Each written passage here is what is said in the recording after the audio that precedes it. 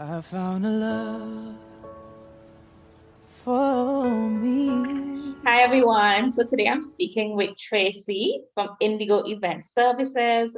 Tracy has been in the destination weddings business for a while. I think the first time I met you, Tracy, was probably around 12 years ago when you planned that Antigua and Barbuda Romance Expo, where persons got a chance to see the different services that were available in Antigua and Barbuda related to weddings and get a feel for what a destination wedding looked like or could look like in Antigua and Barbuda. Am I right? Yes, you are. And it was about 12 years ago. Yeah, very long time ago. Certainly. Thank you so much, though, Tracy, for agreeing to be part of this conversation. I think it's so needed. We're discussing destination weddings during the COVID era, the COVID pandemic. So I know a lot of people. I'm still not me, would have been would have gotten engaged over the Valentine's Day weekend, and would be wondering, okay, so how do I go about planning my wedding now? Or possibly they would have planned their wedding in 2020 and put it off because of the pandemic. And now it's 2021. This is still happening, but they've decided, you know what, I'm gonna just go ahead and have this wedding. How exactly do you have a destination wedding during a pandemic, knowing that you have to take into consideration all of the different protocols that require you to reduce your numbers, and even with oh, where you have your reception, or just how do you go about doing it, Tracy? I mean, it's mind-boggling. It can be a bit overwhelming at the moment because things change so quickly. The main thing is to be flexible. And I guess really to understand and realize that everybody has your best interests at heart. And especially with the weddings that we plan, all of our vendors want the best for the wedding. Yes, obviously they're in the business to make money, but they want to make sure that the couple have the best day of their lives.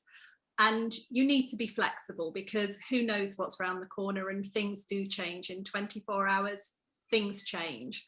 So we say to all of our couples, be flexible, trust us, know that we're here to support you. We're here to make sure that the wedding can, if it's at all possible, it's going to happen. And that the most important thing is the two people who are most important are going to be there, and that's the bride and the groom. Everybody else is decor. Yes, it's lovely to have your family, your friends there, but it's the two of you that's the most important. And nowadays with technology, everybody can be there virtually. We've done a few Zoom weddings and everybody's been included. Mum and dad can be part of it. If the couples just come on their own, which they have quite a few times, everybody can be part of it, the friends and family. Dad can still do a speech. The bride can still get ready with her girls. The groom can still get ready with his boys. They can virtually have drinks together. Speeches can be done, and everybody can be part of the wedding. I feel like this is the best time for couples who've always wanted a small wedding. This is the best time for them to do it. They have the perfect excuse. Definitely. And we've had a couple of them where they've said, this has been ideal because, the requirement of families to have everybody there, when in reality the couple wants something a lot smaller and a lot more intimate. They've now got the ideal opportunity and nobody gets offended. So destination weddings really are a perfect answer. Yeah. So in Antigua and Barbuda, our protocols dictate that you can have 25 people max at your wedding. For persons who, as you said, they're coming into Antigua and Barbuda, just a couple, maybe mom and dad possibly, or maybe it's just really the couple. How involved can persons watching at home be in the ceremony virtually? They can be very involved. One of our team is a Zoom expert, and he has the internet for all of the internet providers. Even if it's on the beach, the guests can watch the ceremony. They can hear the exchange of vows, and then afterwards the couple can go over closer to the screen, see everybody who's there, talk to them. People can hear the bride and groom, and the bride and groom can hear the guests. We can also do speeches, so that, you know, if somebody wants to maybe do a speech during the reception or the dinner afterwards, or somebody wants to do a reading during the ceremony, that can be organised and incorporated. And what we've said to the couple is that we will take care of the invites and sending out the invites and the information, so that we can make sure everybody's got all of the pertinent information.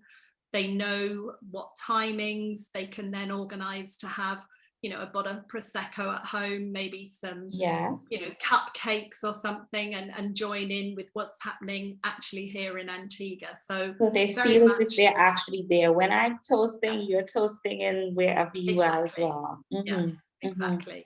Yeah, and it's lovely as well, and it really makes the day for the couple when they've got all their friends and family just on a screen a few feet away. Oh, sounds good. So Tracy, the final question is, so do we ditch the post-wedding party? Do we ditch the reception?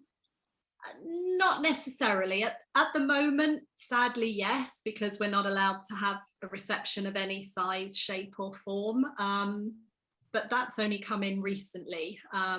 We haven't been able to have dancing for a little while, but the wedding guests have been able to sit down and have dinner together, whether it's just a cocktail reception. Some couples have opted just to have a cocktail reception.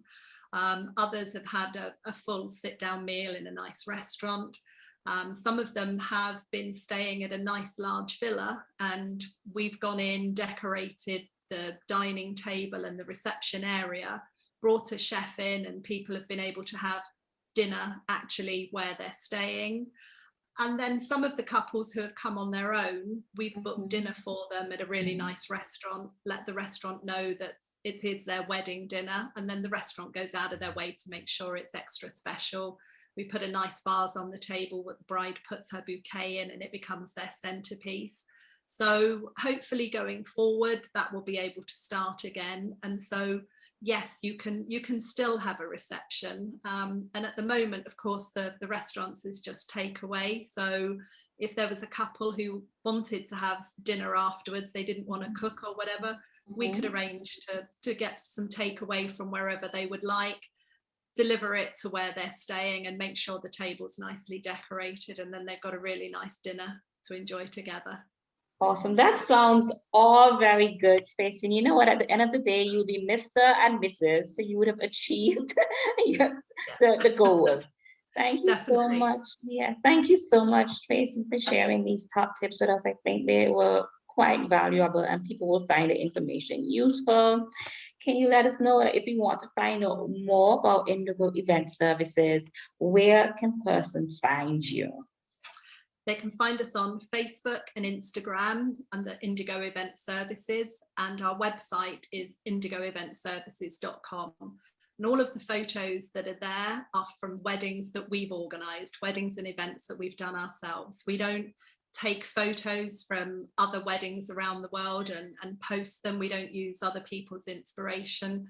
We just post our own weddings and events. And I always say to the couple, go and have a look. That's what we've done in the past for other couples. We don't work with packages, and we create everything just for you. So we create and tailor the wedding to your budget, your taste, your colours, and how you'd like it to look. And that seems to work. Sounds awesome. Thank you so much, Tracy. I totally appreciate it. It's been a pleasure. Lovely. Thanks, Maria. Lovely to chat with you again. See you soon. Take care. Have Bye. a good day. Bye.